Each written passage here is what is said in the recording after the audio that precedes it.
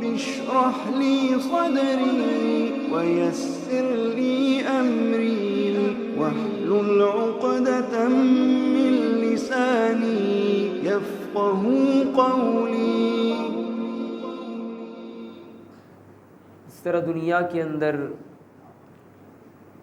تجارت کے مواسم ہوتے ہیں۔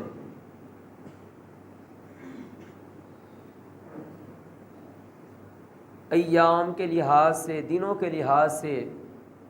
مختلف قسم کی تجارتیں کی جاتی ہیں، اور لوگ سال ہر سال اس بات کا انتظار کرتے ہیں کہ کب وہ دن آئے، ایام آئے جب ہم اپنی تجارت کریں گے۔ جس طرح تجارتوں کے موسم مقرر ہیں، ایام مقرر ہیں، اسی طرح مومنوں کے لیے بھی کچھ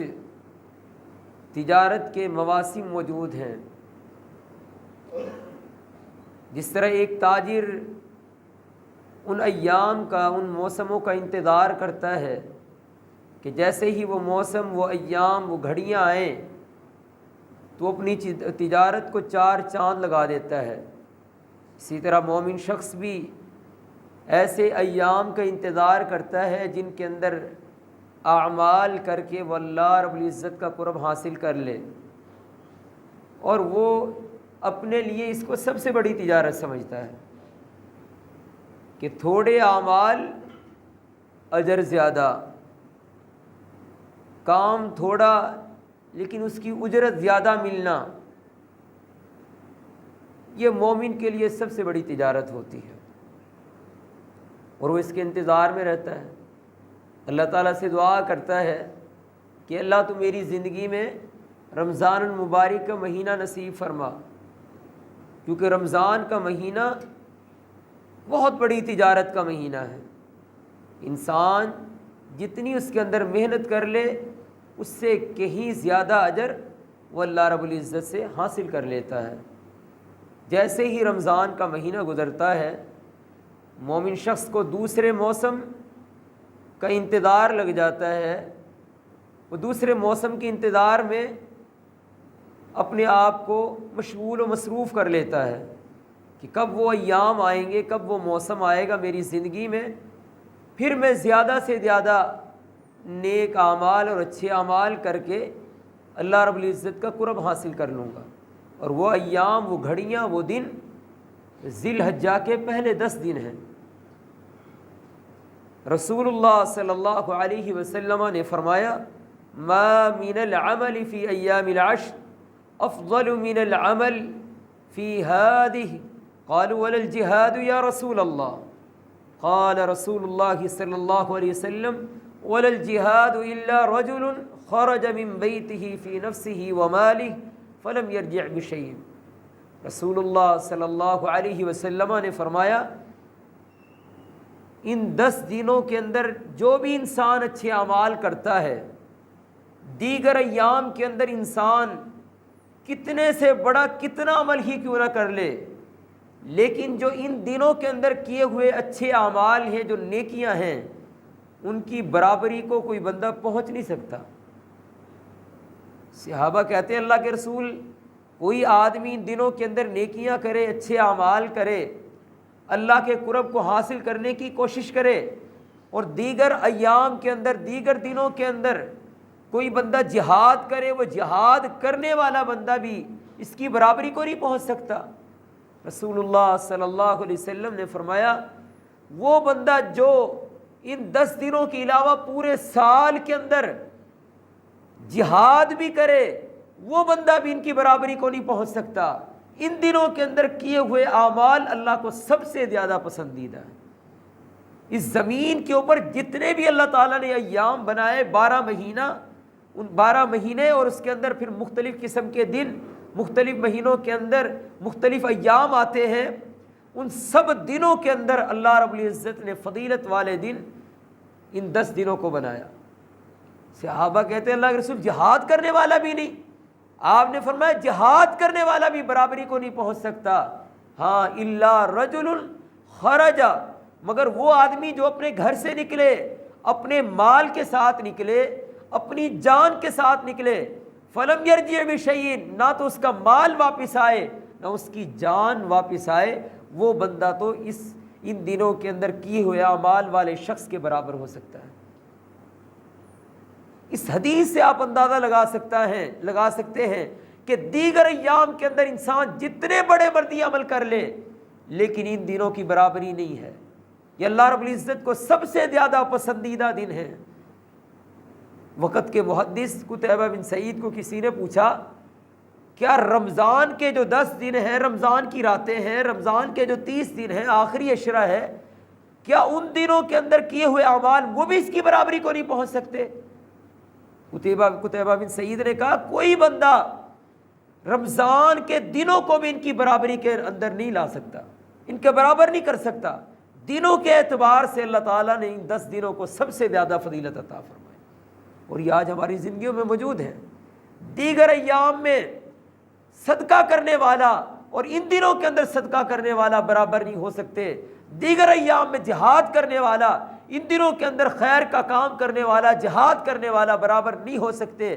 دیگر ایام کے اندر لوگوں کی پریشانیوں میں، مشکلات میں کوئی ساتھی اور معاون و مددگار بننے والا اور ان دنوں کے اندر کوئی اس طرح کے اقدام اٹھانے والا برابر نہیں ہو سکتے۔ نبی صلی اللہ علیہ وسلم نے فرمایا ما من ایام اقرب عند اللہ، کوئی بھی دن ایسے نہیں ہیں جو کہ ان دنوں کا تقابل کرے، کیونکہ ان کے اندر کوئی بھی انسان عمل کرتا ہے، اچھے اعمال میں سے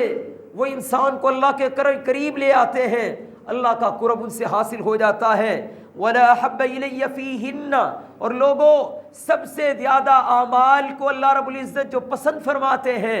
وہ ان 10 دنوں میں فرماتے ہیں، من ایام العشر، ان 10 دنوں میں یعنی ذی الحجہ کے پہلے 10 دن، فَأَكْثِرُوا فِيهِنَّ مِنَ التَّهْلِيلِ وَالتَّكْبِيرِ وَالتَّحْمِيدِ،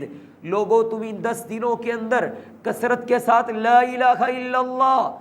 الحمدللہ، اللہ اکبر پڑھا کرو، یعنی اللہ اکبر اللہ اکبر اللہ اکبر، لا الہ الا اللہ، واللہ اکبر وللہ الحمد۔ رسول اللہ صلی اللہ علیہ وسلم نے فرمایا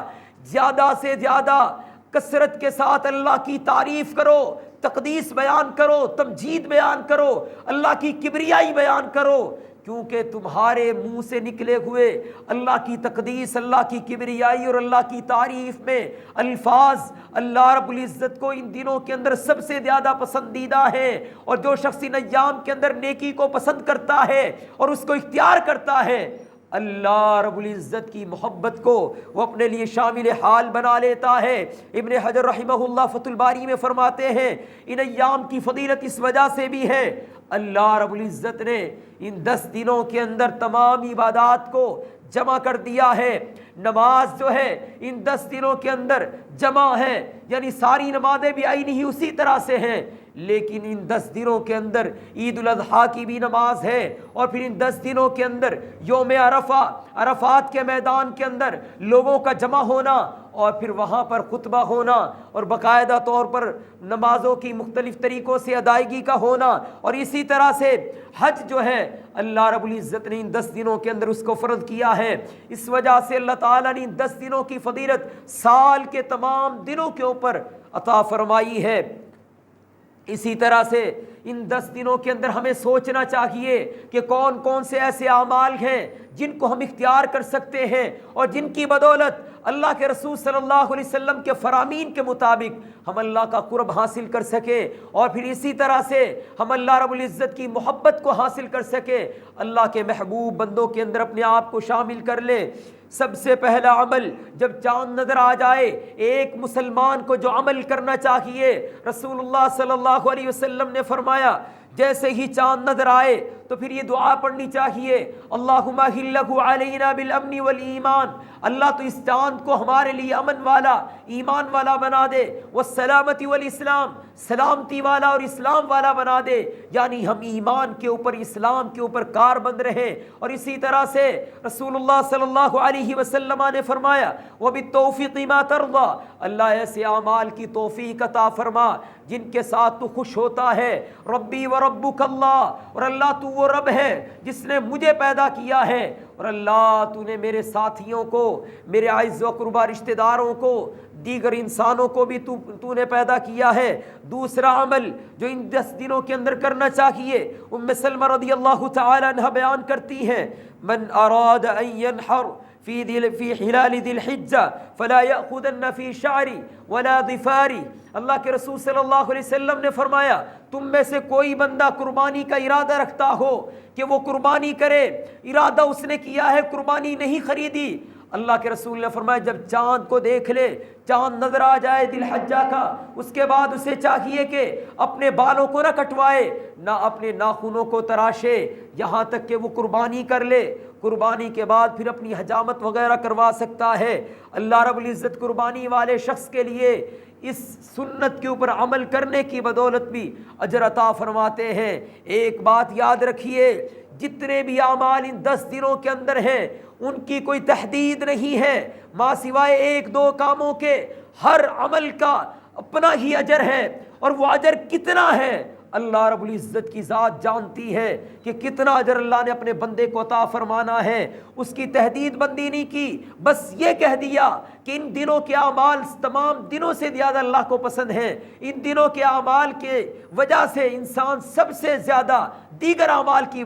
دیگر ایام کی بدولت اللہ رب العزت کا قرب حاصل کر لیتا ہے۔ تیسرا کام رسول اللہ صلی اللہ علیہ وسلم نے فرمایا، اکثروا فیہن التکبیر والتحمیل والتہلیل، لوگوں کثرت کے ساتھ تم اللہ کی کبریائی بیان کرو، تحمید اللہ رب العزت کی تعریف کرو، اللہ رب العزت کی توحید کا چرچا کرو، لا الہ الا اللہ پڑھو۔ عبداللہ بن عمر رضی اللہ تعالی عنہ اور ابو ہریرہ یخرجان الی السوق، جیسے ہی چاند نظر آتا بازاروں کی طرف نکل پڑتے، یکبران، اونچی آواز سے تکبیرات پڑھتے، ویکبر الناس، اور لوگ بھی تکبیر پڑھتے، بتکبیرہما، ان کی تکبیرات کو سن کر لوگ بھی تکبیرات پڑھنا شروع کر دیتے۔ جیسے ہی ذی الحجہ کا چاند نظر آتا ایک عجیب سا ماحول برپا ہو جاتا جو کہ لوگوں کے لیے ایک کیفیت طاری ہو جاتی، ہر بندہ اللہ کی کبریائی بیان کرنے لگ پڑتا، اللہ کی تقدیس، اللہ کی تعریف بیان کرنے لگ پڑتا، لوگوں کا ذوق اور شوق صحابہ کی اس کردار کو دیکھ کر بڑھ جاتا۔ رسول اللہ صلی اللہ علیہ وسلم کے ماننے والے عبداللہ بن عمر کہتے ہیں، حضرت عمر رضی اللہ تعالی عنہ ان ایام میں تکبیر کہتے، یہاں تک کہ اپنے بستر پہ ہوتے، خیمے میں ہوتے، کھڑے ہوتے، بیٹھے ہوتے، مسجد میں ہوتے، نماز پڑھنے کے بعد، نوافل کے بعد، فرائض کے بعد تکبیرات پڑھا کرتے تھے۔ اور اسی طرح سے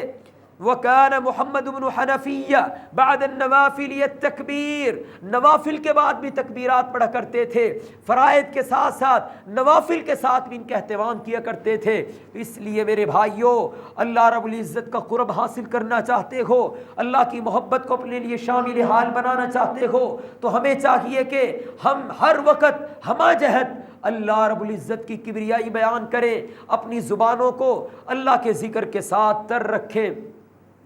تکبیر کی 2 اقسام ہیں، ایک تکبیر مطلق، تکبیر مقید۔ تکبیر مطلق یہ ہے جیسے ہی چاند نظر آئے فوری طور پر تکبیرات پڑھنا شروع کر دینی چاہیے، اور مسلسل انسان کھڑا ہے، دکان پہ ہے، کاروبار میں ہے، اپنے گھر میں ہے، بیوی بچوں کے پاس ہے، نماز پڑھ رہا ہے، نماز کی ادائیگی مکمل کرتا ہے، نوافل کی ادائیگی مکمل کرتا ہے، ہمہ جہت ہر وقت تکبیرات پڑھے اور ان کا اہتمام کرے۔ اس کو تکبیر مطلق کہتے ہیں، اور اس کا اہتمام چاند نظر آنے سے شروع ہوتا ہے، اور 13 ذی الحجہ کے چاند کے 13 ذی الحجہ کی مغرب کی اذان تک یہ سلسلہ جو ہے جاری و ساری رہتا ہے۔ دوسرا معاملہ ہے تکبیر مقید کا۔ تکبیر مقید کہتے ہیں کہ جیسے ہی 10 ذی الحجہ کی مغرب کی اذان کا وقت ہو، یعنی 9 یوم عرفہ ختم ہو اور اب 10واں دن شروع ہو، یوم النحر جسے کہتے ہیں، مغرب کے وقت سے انسان تکبیرات پڑھنا شروع کر دے اور ان کا خاص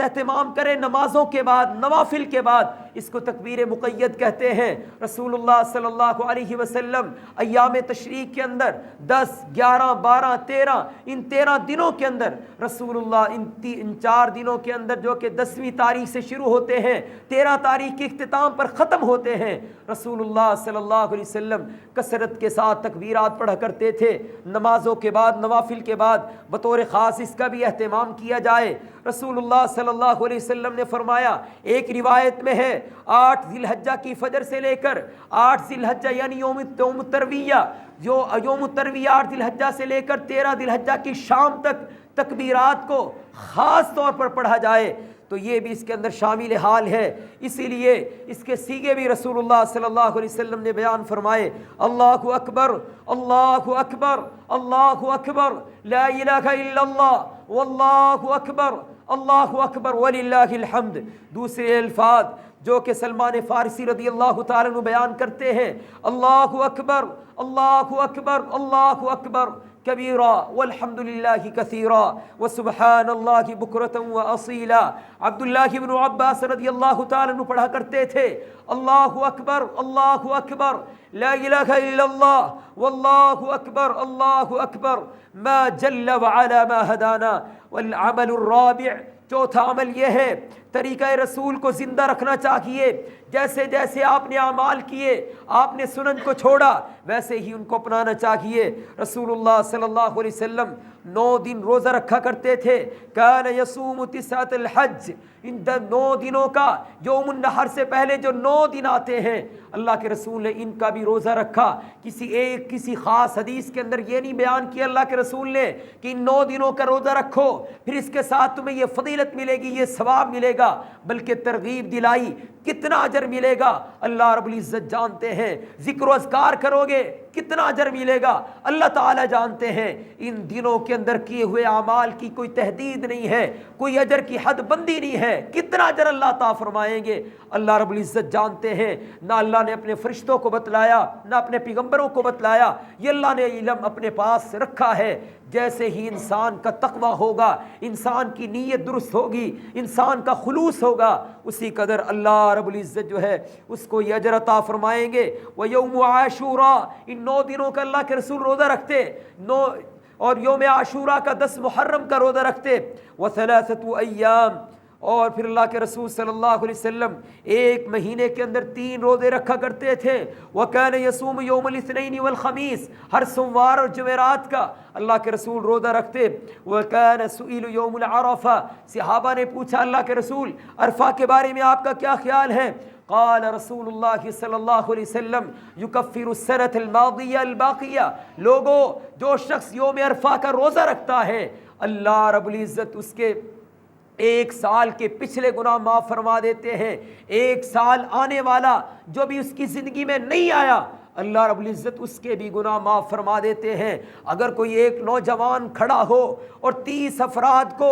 سحری اور افطاری کروائے اس نہج کے ساتھ، اس نیت کے ساتھ کہ میں ان کو افطاری کرواؤں گا، ان کو سحری کرواؤں گا، رسول اللہ صلی اللہ علیہ وسلم نے فرمایا جو شخص کسی کو روزہ رکھواتا ہے، روزہ کھلواتا ہے، اللہ اس کو بھی اتنا ہی اجر عطا فرماتے ہیں جتنا روزہ رکھنے والے کو ملتا ہے۔ اگر کوئی اپنی زندگی کے اندر یہ منہج لے کے آئے کہ میں نے اپنے آپ کو جہنم کی آگ سے بچانا ہے، میں نے اپنے گناہوں کی معافی کروانی ہے، میں نے اللہ کے مقرب بندوں میں شامل ہونا ہے، اگر وہ 30 افراد کے سحر و افطار کا بندوبست کرتا ہے 60 سال کے گناہ اللہ رب العزت اس کے معاف فرما دیتے ہیں۔ اس حدیث کے مطابق یکفر السنۃ الماضیہ الباقیہ کہ 1 سال کے پیچھے 1 سال پچھلے گناہ معاف اور 1 سال کے اگلا جو آنے والا اس کی زندگی میں ہے اس کے گناہ معاف ہو جاتے ہیں۔ اور میرے بھائیوں،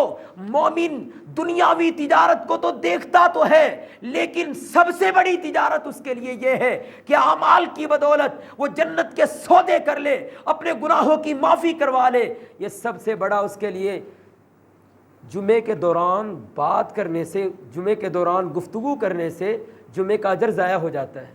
آپ احباب جو ہے اس کو بڑا سیریس لیں، آپ وقت نکال کے آتے ہیں، پھر یہاں پر آ کر بیٹھے ہیں، آپ کا وقت ہے، ظاہری بات ہے آپ کام کاج چھوڑ کے آئے، اگر اس دوران آپ نے 1 لفظ بھی بول دیا، 1 بھی بات کر لی، رسول اللہ صلی اللہ علیہ وسلم نے فرمایا اس کا جمعہ ضائع ہو گیا۔ آپ نے فرمایا کوئی بندہ اس سے یہ کہے انصت، خاموش ہو جا، اور وہ اتنا کہنے سے اللہ کے رسول نے فرمایا فقط لغوت، اس نے بہت بری حرکت کی ہے۔ خاموش کرنے والے کو بھی اللہ کے رسول صلی اللہ علیہ وسلم نے منع فرمایا، کہا تو نے بہت بری حرکت کی ہے۔ تو آپ میرے لیے قابل احترام ہیں، میرے بزرگ ہیں، تو میں نہیں چاہتا کہ ہماری نیکیاں ضائع ہوں، اور خاص طور پہ ایسے ایام جن کے اندر چھوٹے سے چھوٹا عمل بھی اللہ کے قرب کو جو ہے ظاہر کر دیتا ہے، اللہ رب العزت کی محبت کو شامل حال بنا دیتا ہے، تو ہمیں چاہیے کہ ہم اپنے ان اعمال کے اوپر نظر رکھیں کہ یہ ہمارے اعمال ضائع نہ ہو جائیں، اللہ رب العزت کی ناراضگی ہماری طرف نہ آ جائے۔ رسول اللہ صلی اللہ علیہ وسلم نے فرمایا ما من یوم اکثر ان یعتق اللہ عبدا من النار، کوئی دن ایسا نہیں ہے جس کے اندر سب سے زیادہ لوگوں کو اللہ تعالیٰ جہنم سے آزادی دیتے ہوں سوائے اس دن کے جس کو یوم عرفہ کہا جاتا ہے۔ رسول اللہ صلی اللہ علیہ وسلم نے فرمایا یوم عرفہ 9 ذی الحج کو اللہ رب العزت سب سے زیادہ لوگوں کو جہنم سے آزاد فرماتے ہیں۔ تو میں امید کروں گا ہر بھائی جو ہے اس دن روزے کا اہتمام کرے، صبح کی نماز با جماعت ادا کریں۔ یہ تو موسم ہیں اللہ رب العزت نے مسلمانوں کے لیے رکھے ہیں کہ انسان حج کے لیے نہیں جا سکا، یوم عرفہ میدان عرفات میں حاجی جمع ہوتے ہیں، اللہ رب العزت وہاں پر لوگوں کے گناہ معاف فرماتے ہیں، جہنم سے آزادی ملتی ہے۔ اللہ کے رسول نے فرمایا جو میدان عرفات میں پہنچے وہ ایسے ہو جاتا ہے کہ یوم ولدتہ امہ، جس طرح آج ہی اس کی ماں نے اسے جنم دیا ہے۔ جب بچہ اپنی ماں کے بطن سے پیدا ہوتا ہے اس کے جسم کے اوپر کوئی گناہ نہیں ہوتا، کوئی بوجھ نہیں ہوتا، وہ گناہوں سے خالی اور مبرہ ہوتا ہے۔ امام الانبیاء علیہ الصلوۃ والتسلیم نے فرمایا بعینہ، وہ بندہ جو میدان عرفات میں پہنچ جاتا ہے اللہ رب العزت اس کے سارے گناہ معاف فرما دیتے ہیں۔ اور آپ صلی اللہ علیہ وسلم نے فرمایا کوئی بندہ ایسا بھی ہے جو وہاں پہ نہیں پہنچ سکا، زیادہ راہ اس کے پاس موجود نہیں، مالی وسائل نہیں، پھر جسم میں طاقت نہیں، توانائی نہیں جا سکا، وہ یہ نہ سمجھے میں محروم ہو گیا۔ اللہ کے رسول نے اس کے لیے ایک پیکج کا اعلان کر دیا۔ آپ صلی اللہ علیہ وسلم نے فرمایا من صلی الفجر فہو فی جماعہ، جو آدمی فجر کی نماز پڑھتا ہے جماعت کے ساتھ ثم قعد یذکر اللہ عز وجل،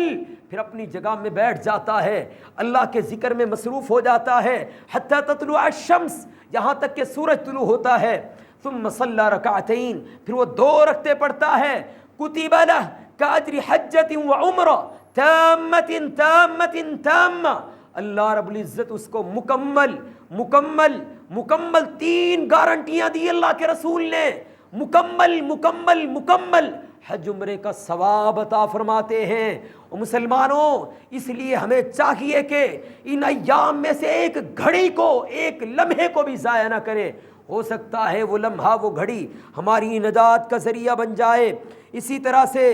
ان دنوں کے اندر آخری جو دن آتا ہے 10واں دن، اس کو عید کا دن کہتے ہیں۔ رسول اللہ صلی اللہ علیہ وسلم نے اس دن کی فضیلت بیان فرمائی، اور آپ صلی اللہ علیہ وسلم اس دن جو ہے سب سے پہلا کام یہ کرتے فجر کی نماز پڑھتے، فجر کی نماز پڑھنے کے بعد آپ صحابہ سے کہتے کہ عید کی تیاری کرو، اور کچھ صحابہ تو ایسے ہوتے ترغیب کے لیے ترہیب کے لیے وہ کیا کرتے فجر کی نماز پڑھنے کے لیے آتے، جسم کے اوپر کپڑے پہن کے آتے، غسل کر کے، اور پھر جو خوبصورت کپڑے پہن کر آ کر فجر کی نماز کی ادائیگی کیا کرتے تھے۔ وَكَانَ ابْنُ لَيْلَى وَعَبْدُ اللَّهِ بْنُ عُمَرْ مُعَقَّلْ وَعَبْدُ اللَّهِ بْنُ مُعَقَّلْ يُصَلِّيَانِ الْفَجْرَ ثِيَابَهُمَا، جب فجر میں آتے تو کپڑے پہنے ہوتے، پھر ایک چبوترے کے اوپر بیٹھ جاتے، اور وہاں پر ایک جو ہے اللہ اکبر پڑھتا، دوسرا لا الہ الا اللہ واللہ اکبر پڑھتا، باری باری تکبیرات پڑھتے اور تکبیرات کو تقسیم کر لیتے، کیونکہ یہ وہ گھڑیاں ہوتی ہیں جن کے اندر انسان کے لیے فیصلے ہوتے ہیں، اور یہ وہ وقت ہے جب انسان کے الفاظ کی قدر و قیمت اللہ کے ہاں بہت زیادہ بڑھ جاتی ہے، اور پھر یہ وہ لمحات ہیں کہ جب انسان اللہ کی تعریف بیان کرتا ہے، اللہ اپنی تعریف کو سن کر، اپنی کبریائی کو سن کر انسان کے گناہوں کو معاف فرما دیتے ہیں۔ نبی صلی اللہ علیہ وسلم نے نماز پڑھائی اور اس کے بعد پھر آپ نے غسل کیا، مسواک کی، خوشبو لگائی، اور پھر اللہ کے رسول صلی اللہ علیہ وسلم عیدگاہ کی طرف تشریف لے کے آئے۔ اللہ کے رسول کی زندگی کے اندر حضرت خدیجہ فوت ہوئی، اور پھر اسی طرح سے آپ کی زندگی کے اندر دیگر احباب فوت ہوئے، رشتہ دار فوت ہوئے۔ اللہ کے رسول خوبصورت کپڑے پہن کے آیا کرتے تھے، آپ نے ان دنوں کے لیے کپڑوں کو خاص کر رکھا تھا، خوشبو لگا کے آیا کرتے تھے۔ لیکن کچھ لوگ کیا ہوتا ہے، ان دن جیسے ہی یہ دن آتا ہے عید الفطر کا، عید الاضحیٰ کا، ان کے الفاظ یہ ہوتے ہیں ہماری کون سی عید ہے، آج انکساری کے جو ہے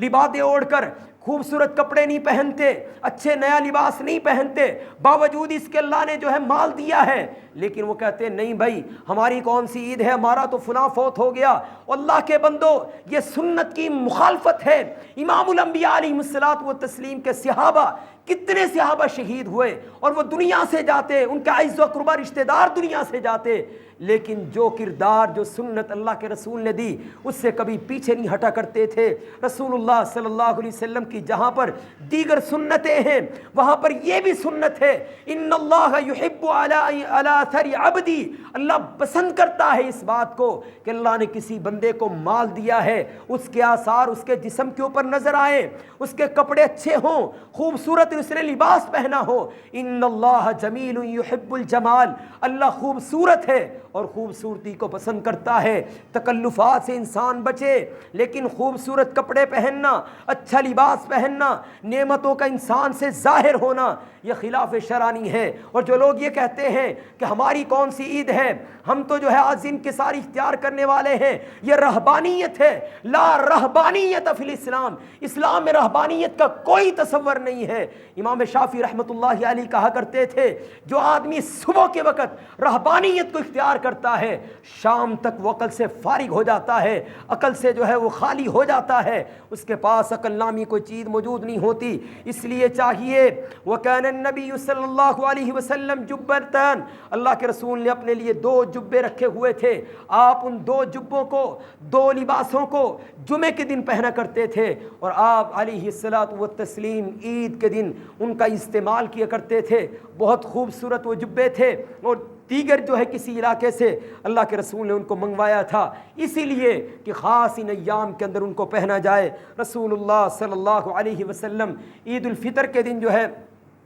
تاک کھجوریں کھا کر جایا کرتے تھے۔ عید الاضحیٰ کے دن چاہیے کہ کوئی چیز نہ کھائی جائے یہاں تک کہ قربانی کر لی جائے، قربانی کے بعد پھر کھانا کھایا جائے یا قربانی کا گوشت کو قابل استعمال میں لایا جائے۔ اللہ رب العزت ہم سب کو کما حق ہو ان 10 دنوں کو اختیار کرنے اور ان کے اندر اچھے اعمال کو بروئے کار لانے کی توفیق عطا فرمائے۔ اللہ تعالی ہماری سیئات سے درگزر فرمائے، حسنات میں برکات کو نزول فرمائے۔ وَأَقُولُ قَوْلِي هَذَا وَمَا لِيَ الْبَلَاغُ۔